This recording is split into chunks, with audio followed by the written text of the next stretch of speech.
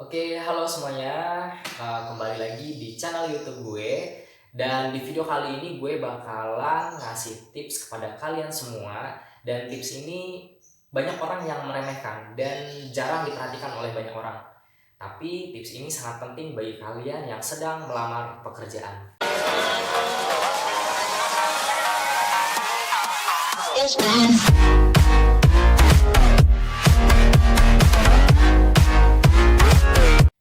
Video ini gue bakalan ngasih tips kepada kalian para pejuang amplop coklat.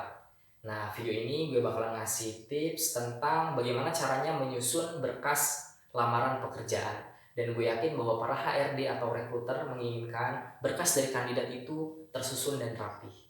Nah, para HRD juga memperhatikan loh cara kalian menyusun berkas lamaran pekerjaan. Apakah sesuai dengan persyaratan atau tidak, rapi atau tidak. Nah, itu bakalan diperhatikan oleh HRD. Tentunya ketika kalian menyusun berkas lamaran pekerjaan dengan rapi, itu bakalan menjadi nilai plus bagi kalian. Oke, gue lagi megang beberapa dokumen untuk keperluan lamaran pekerjaan, mulai dari CV, surat lamaran pekerjaan, ijazah, transkrip nilai, sampai piagam-piagam. Tentunya kalian harus menyesuaikan dengan persyaratan yang dibutuhkan atau yang diminta oleh perusahaan. Ya, harus disesuaikan dengan persyaratan yang diminta. Nah, ini sebagai contoh aja. Dan ini based on experience banget ketika gue lagi ngelamar pekerjaan. Dan cara menyusun dokumen gue itu sangat diapresiasi oleh user dan HRD.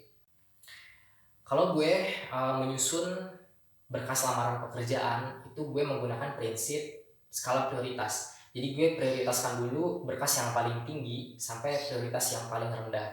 Nah, prioritas yang paling tinggi gue taruh di halaman yang paling depan, dan prioritas yang paling rendah itu yang paling belakang, seperti itu. Nah, kita mulai bagaimana cara menyusun berkas lamaran pekerjaan yang rapi menurut versi gue. Dan ini ingat pernah diapresiasi oleh user gue dan HRD gue. Oke, banyak sekali orang yang mengira bahwa dokumen yang paling pertama atau yang paling atas itu adalah surat lamaran pekerjaan. Tapi menurut gue itu salah. Kenapa? Karena dokumen yang pertama yang harus dilihat oleh HRD adalah CV. Oke, maka dari itu CV itu harus yang paling atas. Setelah CV baru surat lamaran pekerjaan. Dan jangan lupa surat lamaran pekerjaannya ditandatangani ya.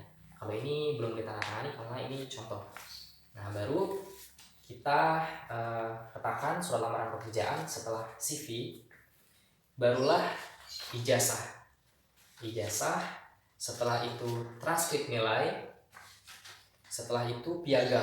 Nah, untuk piagam atau sertifikat perlombaan, kalian bisa milih piagam yang mana yang ingin dilihat pertama kali oleh HRD. Nah, itu skala prioritas, ingat ya. Oke, piagam semuanya. Dan kalau misalkan ada paklaring atau yang pernah bekerja dan mendapatkan paklaring, bisa diletakkan setelah piagam penghargaan. Oke, semuanya diletakkan piagam-piagamnya.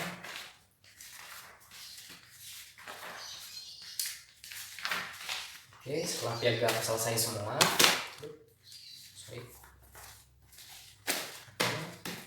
barulah SKCK. SKCK. Setelah itu kalau misalkan ada kartu kuning, lampirkan kartu kuning. Setelah itu surat sehat, keterangan dokter paling belakang. Oke, paling belakang kita rapikan ujungnya, ini kan nggak rapi ya. Nah, kita rapihkan sampai rapi.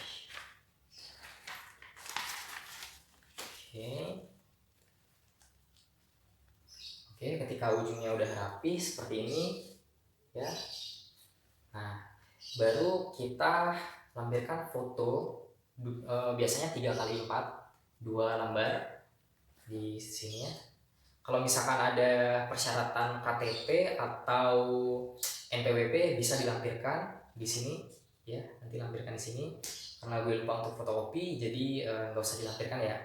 Nah, setelah itu kalian harus membuat atau menggunting kertas kotak seperti ini dan dilipat segitiga seperti ini, atau apa ini namanya, nah ya segitiga seperti ini ya. dan kalian letakkan seperti ini di ujung seperti ini. Nah, ketika semuanya udah rapih dan sejajar, maka ini ditaruh di paling ujung sini ya, baru diklip. Kenapa alasan gue menggunakan kertas di ujung sini? Karena biasanya dokumen yang penting pasti bakalan ada pelindung kertas di ujung-ujung sini. Nah, anggap aja dokumen lamaran pekerjaan ini adalah dokumen penting kalian yang ingin kalian sampaikan kepada HRD. Maka dari itu, gue memutuskan untuk pakai ini. Dan langkah gue memakai ini itu sangat diapresiasi oleh HRD dan user. Oke, dan apakah dokumen-dokumen yang ada di sini itu harus dilegalisir atau tidak?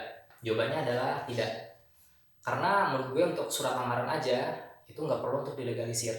Kecuali kalau misalkan kalian udah dipanggil lolos administrasi dan diminta untuk dokumen yang asli atau yang legalisir, baru menunjukkan legalisirnya seperti itu. Kalau untuk lamaran biasa ya fotokopi biasa aja seperti itu. Dan untuk memasukkan ke dalam amplop itu dari belakang seperti ini ya, ini, dan dimasukkan seperti ini, jangan sampai kebalik.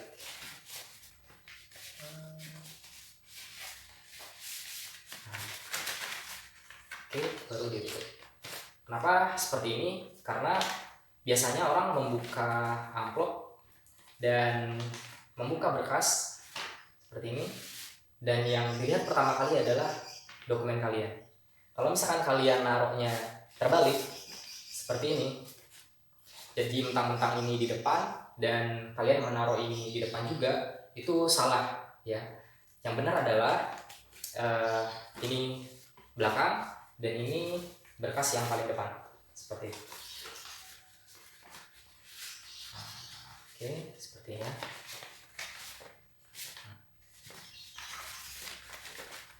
Oke, fix, selesai. Oke, gue rasa cukup tentang video gue kali ini tentang tips bagaimana cara menyusun berkas lamaran pekerjaan yang mudah-mudahan itu sesuai dengan ekspektasi dari HRD dan user-user. Tapi biasanya gue ketika menerima lamaran pekerjaan, yang gue perhatiin pertama kali adalah bagaimana cara menyusun berkas lamaran itu, apakah rapi atau tidak. Dan barulah gue melihat CV dan isi dari dokumen-dokumen lamaran pekerjaan tersebut. Nah, mudah-mudahan video ini useful dan bisa membantu kalian semua yang sedang mencari pekerjaan dan sedang melamar pekerjaan. Oke, thank you for watching. Bye bye.